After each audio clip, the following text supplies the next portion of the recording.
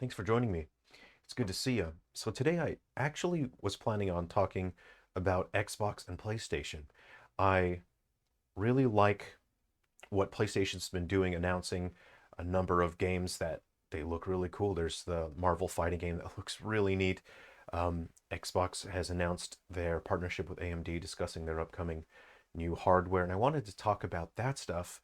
But then the Donkey Kong Bananza direct drop last night, and this looks really cool. So I'm going to be totally transparent here.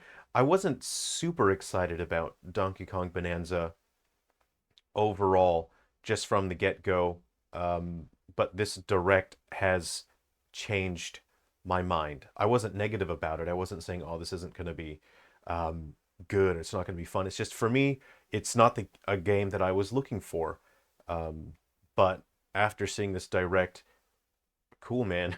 Okay, it's changed my mind on it, and I actually am looking forward to this a fair bit. And I'm trying to keep that open mind because I felt the same way about Mario Kart World. I thought it looks fine, but it's not something that really excites me. But then after playing Mario Kart World, I was totally sold, and I thought, okay, I get it. This is a lot of fun, and I do want to play this game.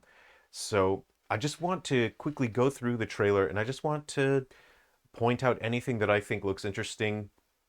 I develop games for a living, and I won't be able to do much editing in this video. I've got a limited amount of time today. I've got to run to a meeting as soon as I finish uploading this. So let's go ahead and take a look at this. Oh man, really neat. So the visuals are stylized. They are not hyper realistic, and that's quite good. It means that they can push a lot of other things. The switch to oh, like that's cool. He just has his classic tie and the little guy that says void there. So is this Pauline? Does Pauline pop out of there, or what's the deal here? So I think the reason why Diddy Kong is not in this game, why Diddy Kong has not been announced, is this is a young Donkey Kong, right? I don't have the audio on. So last night I didn't have the audio on when I was watching this. I was listening to some vinyl records last night. So I had the volume turned down. It says combine your power. Okay, let's see what happens here. They're on stage. He's got his overalls. Um, and we have moments where we can see the usage of shaders. Now, shaders are a part of a game program. Who pops out of there? It's Pauline. So shaders are a part of the game. They tell the game engine how to render geometry. This is geometry. This is the 3D model. This is a 3D model. They just basically tell the game how it's supposed to look visually. How does it respond to light and shadow, reflections, fog, blurring, all of that stuff. So the shaders that we see here are not overly complex. The more complex a shader is, then in general, the more negative impact it has on the frame rate. It costs something for the rendering budget. So didn't we just, I feel like we just saw that. Did I accidentally go back? I'm not sure if I accidentally went back there. So we have visuals that are stylized, but they are not as advanced as what we see, say, for example, in Breath of the Wild. Breath of the Wild and Tears of the Kingdom use true volumetric lighting. Volumetric lighting simulates a sense of depth and density in the atmosphere. What I see here is I see distance fog, but I don't necessarily see anything more advanced than that. Those are fog particles. They're just basically particle effects. That's fog particle effects, which are very simple. They're not complex, but they in the past they have had a significant negative impact on game performance, have a huge rendering cost. And when I say cost, I don't mean spending money. I mean every game has a budget and different game assets, visual assets, audio assets use up the rendering budget. This is not volumetric lighting. This is basically just a 3D model with a texture on it to make it look like light rays. So very simple rendering techniques. So whoever's working on this has, I'm going to say they come from um, old world game development. And I'm not saying that in a derogatory way. I'm saying whoever worked on this has experience working on older hardware, and they know how to optimize extremely well. So the approach that they've taken here is highly optimized, and I would say that it's also an aesthetic choice because it reminds me personally of the N64 era, and not in a bad way. It's just a subtle reminder of that. This is what really impresses me as a game developer, is destructibility in the environment. Now, DK is not actually taking a chunk out of the environments. What he's doing is he is destructing the environment. He's deforming the environment in a way. So we'll see him hit it here. He hits the environment programmatically. It has a texture, and then it deforms the geometry just there.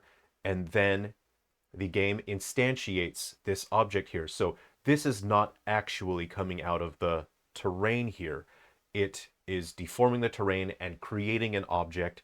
So it gives the impression that he's pulling a chunk out of the terrain. There's destructibility here as he hits that. Let's see what kind of physics simulations we have on those rocks. If they fall straight through the terrain, I believe they fall straight through the terrain. So those reactionary particles, oh, there are some, I think some do have physics. I think the bigger pieces have physics simulation. I think the smaller pieces fall through the terrain. Okay, I'll just have one more look at that. I would really like to understand this. Oh, even the smaller pieces had physics calculation. Okay, that is interesting. So what that tells me is the Switch 2 is probably very good at physics simulations. Physics simulation, that's stuff that in the past would have been very, very expensive. I don't think I'm violating any NDAs. I've shipped games on numerous Nintendo consoles. Um, and on the 3DS, you could have physics simulation if you were using Unity, but it would actually just cause the system to crash. So, and we can see here these particle rocks. I mean, they're not really, they're being generated as an effect. These effect rocks are being generated outside of this area here, so they aren't colliding with anything, so they fall straight down, so they aren't hitting any colliders. Whereas the ones that are generated inside are reacting to the collision of the tunnel here. So that's interesting. I like seeing that.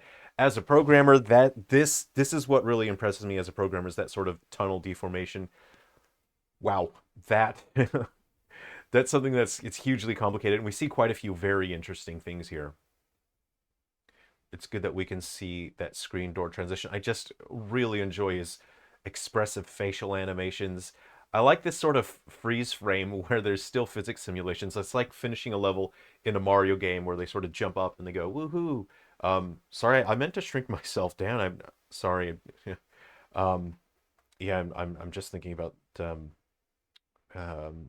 all the stuff that's in here. I forgot I was supposed to shrink myself down and get out of the way here. Okay. Yeah, like in the newer Mario games, they hit the flagpole, they jump and they pose, but then their clothes are still billowing in the wind. So it's showing us a number of his abilities here, which I think are quite interesting. It looks like we can deform the trees as well. We see quite a lot of interesting things here. He punched through and found a cavern in the ground.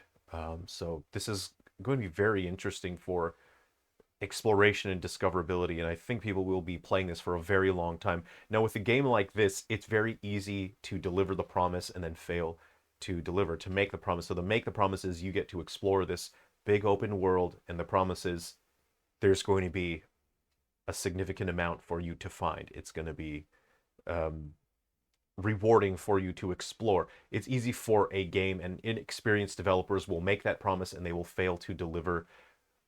I'm not sure who is developing this, but I have a feeling that they will deliver on the promise of that. So they're showing us more of his abilities here.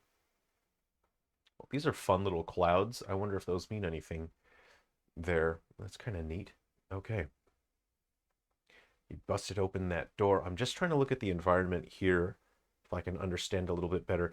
This is so interesting looking. I really like just the distribution of foliage. Again, to me, it looks like it was developed with an N64 mentality, and not in a bad way. I'm not saying, oh, this looks like an N64 game in a bad way. I'm saying they're drawing on the aesthetic design choices in terms of structuring or displaying or expressing ideas in a particular way, and they evoke the memory of N64 games. What was that? A little foot clap? Collected those coins. That was pretty neat. Tear off. Yeah. That's neat. This man has big finger strength, I'll tell you that. Must be a rock climber. He's like a big crocodile guy. So we've seen quite a few different environments so far, which is good because early on we didn't see that much. The game looked extremely purple in early trailers. So I'm glad to see a significant amount more chunk jump. Oh, this is interesting. That's very cool. Yes. Yes, so you do have more mobility options, but they are limited. And wow, okay, I really like that because it comes down to a high skill requirement because you have to make that happen. I really, this is awesome. This is not something I was expecting. I'm really impressed by this. I may have gotten just a little bit lively there, but that was so cool. This is neat. I think we may have seen something a little bit like this before, that ability. But building the terrain is very cool. I wasn't expecting that. Make music is he's whistling and then it causes those void things. Oh, so if you sing, the void bands disappear, I think is what it is telling us. So, okay, clears out the purple stuff. Purple is bad. I just want to take a look at the lighting effects here. We'll go back a little bit here. Yeah, I'm seeing a lot of particle effects to express a sense of the fog. Why don't we just go ahead and full screen that now? And then we'll just adjust this to fit.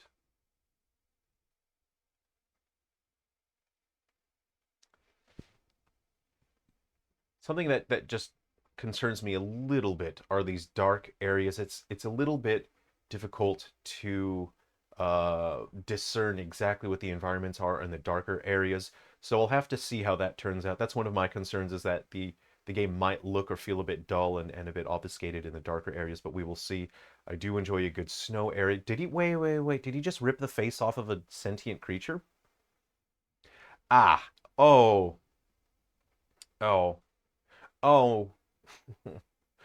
Great. I feel existential dread. That's just I don't like that. Oh no, I don't like that at all. Okay, bust him through there. Yes, he did rip the face off a sentient creature. I do like this. I don't like that he's riding on the face of a sentient creature. I like that there seem to be elemental properties. So as he rides the ice block through the lava, the ice block decreases. That air block was taking him up into the sky. This I really like. So this is something that already awesome. I really enjoyed the. Oh, okay. This guy regenerates after Donkey Kong punched his face off.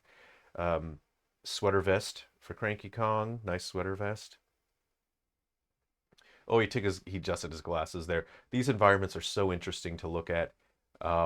They just looks very detailed. Um,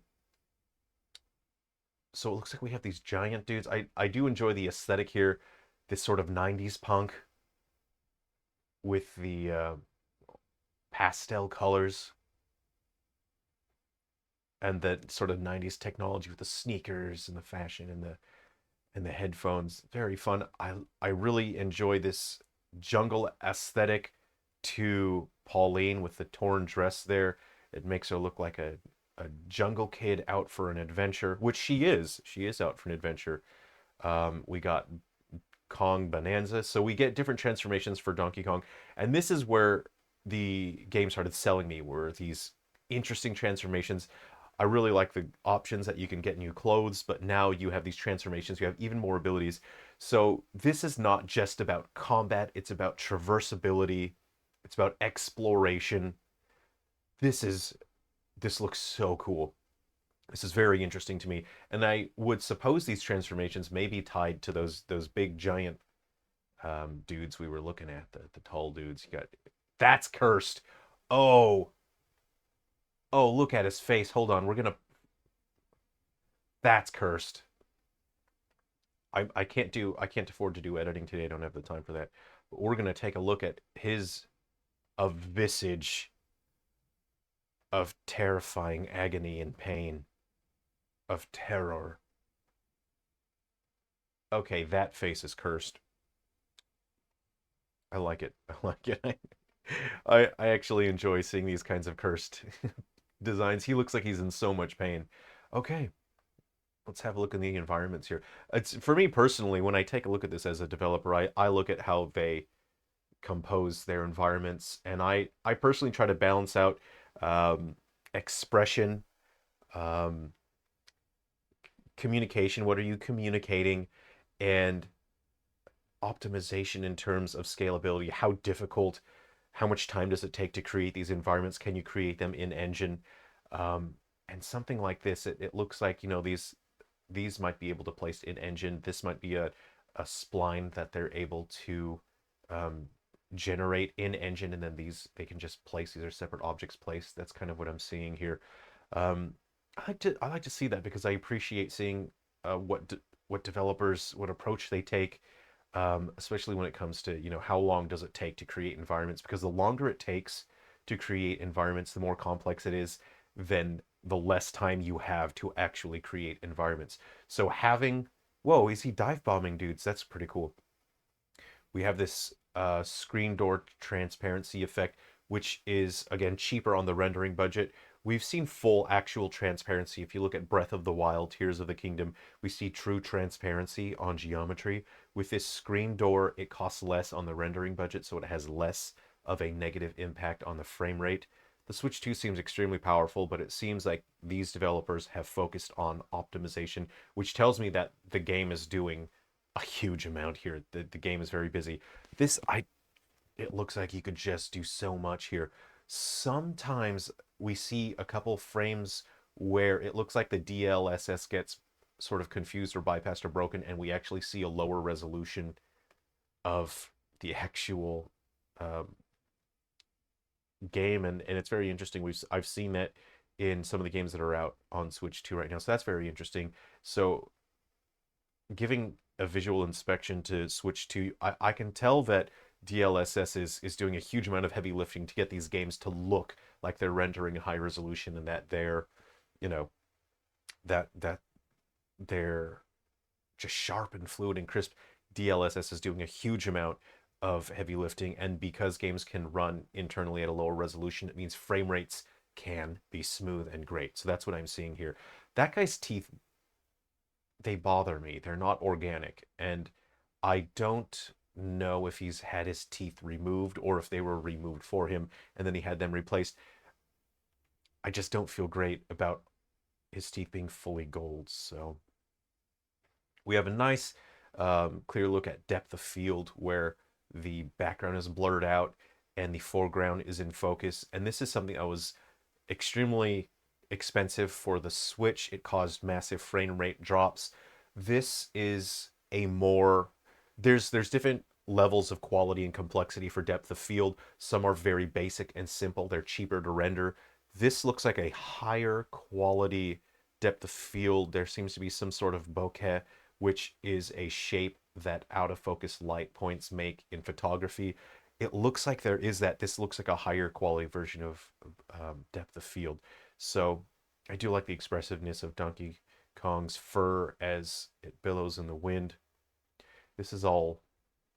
I mean, I'm not super interested in the villains. They're not, to me. I don't look at them and think, oh, cool. Who are these dudes? I mean, they're they're fine. I'm not saying they're bad. I'm just not personally um, not drawn to them per se. But there's nothing wrong with that.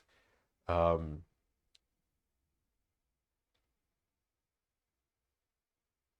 okay, so this is interesting.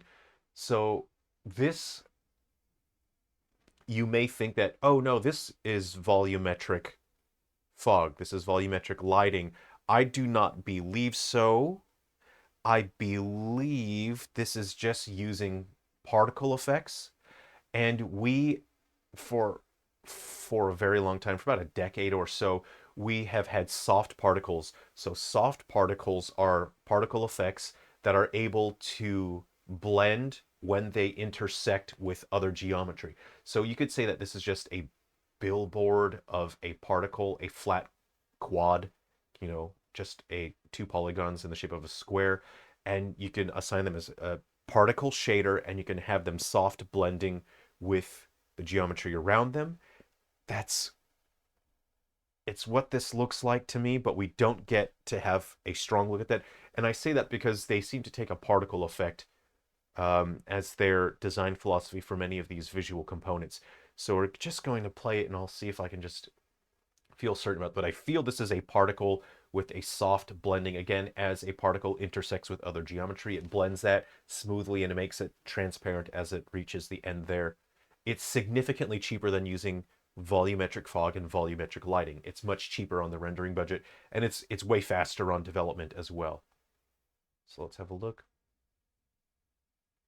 It's hard to say. It's really hard to say.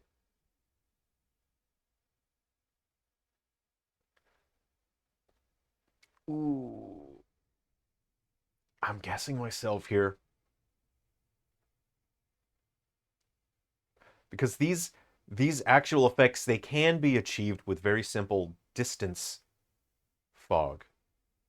It can be achieved with distance fog, but see, this looks like distance fog to me. That doesn't look volumetric. It would be volumetric if we see actual real sunbeams and shadows being cast by light intersecting. And they're not relying on that in other scenes. They're relying on these light shafts that are geometry. So that's I'm gonna stick with it. I'm gonna say this is distance fog. It's not volumetric. I have not seen true volumetric yet, but I could be wrong. I very much could be wrong. Um, and we'll see when the game comes out. But this looks like distance fog. Distance fog is very much a technique we saw in the PlayStation N64 quite prominently.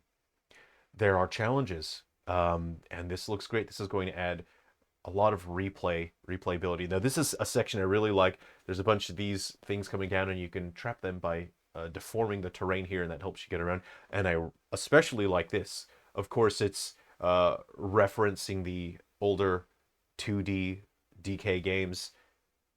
You get to disperse the lava here. Now, as a game developer, I like seeing this. I mean, we kind of saw a similar technique in Mario Odyssey early on when Mario was walking through the. It's not rewinding. As Mario is sort of walking through the fog and it disperses, that's a similar technique. I've never done something like that with my game, so I personally do not know how to achieve that effect. So when I see that, I really like it. I think it's really cool. I really like seeing things that I don't know how to do myself as a developer. If I see something that I can't really understand or explain, I really I really like seeing that. There's so much variety in this gameplay. It looks very interesting. You get to bust these girders or whatever they're called, wrecked by Kong Bananza. You got a skill point. I do like skill points. There appears to be some sort of skill system, which is very neat. I do like that. Okay, basic things like stat increases. Okay, I hadn't really paid attention to this. I hadn't noticed. I was listening to vinyl records. I was probably switching out a record last night when this came on. This is cool. Okay, I do really like this, and I hope there are more skills in there. Yeah, just incremental upgrades. They're very satisfying in a game. I really like seeing that. This is really cool. We get a mixture of matte terrains and then these sort of reflective surfaces that add interest to the environment. So these scenes are well composed. There's a lot of purple, and we see that reflected in the title. There's a purple and blue light. Purple, I believe, represents the void energy, the antagonists of the story. That's giving me existential dread vibes. This rock with a face in it. I haven't seen the story. Please don't tell me this is a person that's been turned into a rock and then Donkey Kong gets to rip their face off. That's like JoJo's Bizarre Adventure Golden Wind energy. Okay, we get to purchase items, consumables that we purchase with our in-game currency. This guy a t-shirt. Okay. So this is I really like this. You get to get new outfits for both Donkey Kong and Pauline. Very cool. Vacation vibes. This is great. And the fur color is this actually shocked me. That's not something I would expect. But after playing Smash Bros for so many years, you get accustomed to seeing Donkey Kong in with different colors of fur. So it's not a huge, world-changing event, but it's interesting to see it in an actual Donkey Kong game, which is not something I've seen before. Um, and that's really, I'm gonna rock the blue fur as soon as I can. That's my color, but we'll see what other colors they add as well. There's a lot. There's so much going on here. This is a massive game. There's all kinds of different challenges and missions. There's a wide range of environments to explore. This is looks technically challenging to have developed. This looks like it's very technically competent and complex. You get your listen to your soundtrack here, but where's the hey, vinyl records is what I'm all about, but where is you need the hole for the spindle thing. So this doesn't have a hole on the records, so I'm going to mark them down half a point because there isn't a real way for the record to stay aligned on the record player without that spindle hole thing. So they lose half a point for that. Hit the gong, Kong hit the Kong, Kong hit the gong. Eaten by the windfish, totally relatable. Oh, is this fast travel? Okay. Sorry. Oh, that was shocking. That sort of body horror, like sudden shock body horror of being eaten by a giant fish, but it turns out it's a fast travel. This is the kind of creativity and fun that I want to see in games. And that's the kind of thing that sort of knocks me out of thinking about things as a game developer because I naturally that's just a part of how I think and how I view games is that's part of it. But when something like that happens where it's just unexpected and fun, it knocks me out of thinking like a game developer and then just puts me into gamer mode, and then I just forget about any technical aspects and I think, all right, this is fun and I'm enjoying this.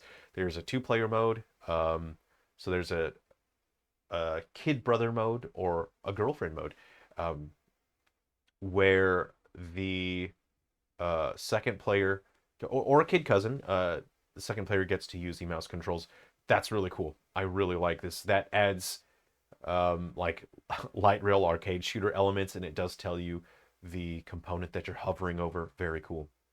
There will be game share, and I really like game share, but there's one small thing that disappoints me, and it's that the screen shrinks down and there is a bar visible constantly telling you that you are using game share. So that's just one thing that I don't super appreciate is some screen real estate, valuable screen real estate being taken up by that. That's this screenshot. It's not a screenshot, it's a part of the video, isn't it? This is convincing to me. What I've seen in the early trailers, I thought it looks fine. Okay. This is convincing to me in that they've spent time populating the environments with detail. You can let an algorithm just randomly throw foliage onto a terrain for you, but it always looks generic and it does not help when it comes to telegraphing a path, communicating where the player should be able to go. This is made bespoke by hand, and it really convinces me this looks great. Again, I don't see any signs of true volumetric lighting, so this looks like distance fog to me, which isn't a bad thing. It's an optimization thing. It's an aesthetic and stylistic thing. Let's see, we have options. We have assist mode. I wonder what that means. Beware of those dreadful thorns. Okay, this guy just... So assist mode. Okay, he took less damage, so assist mode, he took half damage. Okay, that's pretty good. If you're a player that has a tough time with those sort of things, assist mode. I can think of one friend that would really benefit from assist mode. This is this goes above and beyond. They did not need to make something like this, but we're going to see a huge amount of creativity. This is a situation where the developers and whoever's in charge of the core concept for this understands how people use modern media, how people communicate, and how user-generated content helps to keep a game relevant and in the public conscious.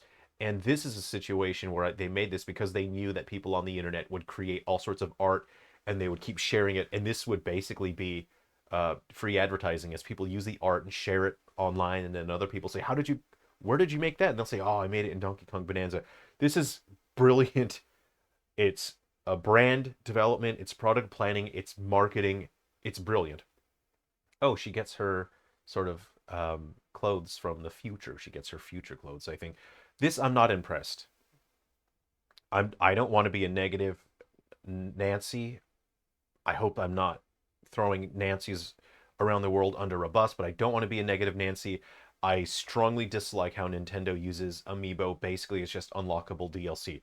There are, this is very advanced technology. There's microchips in there that can store data wirelessly. These are portable, and all Nintendo uses this for is unlockable DLC. So I don't feel compelled by the usage of Amiibo. This is not interesting what they've done to me, and I want to see Nintendo use this in a more creative way.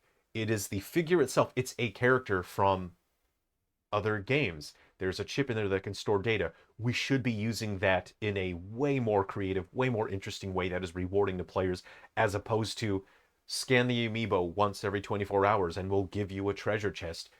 To me, it's insulting and it's very lazy. So that's where I'm going to leave that. I want to see Amiibo be used in a significantly more interesting and rewarding way for players. Yeah, I'm not super compelled by the villains. Again, they're fine. I have nothing negative to say. They're visually very busy, and so they look so different from every other character. And I think that's the point, is these are outsiders and they don't necessarily belong here because all the other characters have their own specific visual language, and then the antagonists have their own visual language. Is that a portal? She's going to get portalized. She's going to get portalated somewhere to another part of the world. So this was so very interesting. Okay, I hope you've enjoyed taking a look at that. I hope whatever I've shared was interesting to you, sharing it from a developer's perspective. If you're looking forward to this game, I'm looking forward to chatting with you guys and hearing from you in the comment section. Again, sorry. I have a bunch of comedy and funny videos scripted. I have some educational, informational videos for game development that I have scripted that I need to film.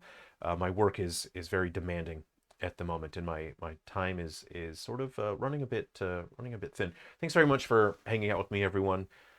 All the best. Be well. Take care. Have fun. Enjoy gaming. And look, check out the Xbox and PlayStation stuff as well. They've been announcing stuff that's really cool. The PlayStation stuff looks really cool, so I do want to dive into that as well. Take care, everyone. I'll see you.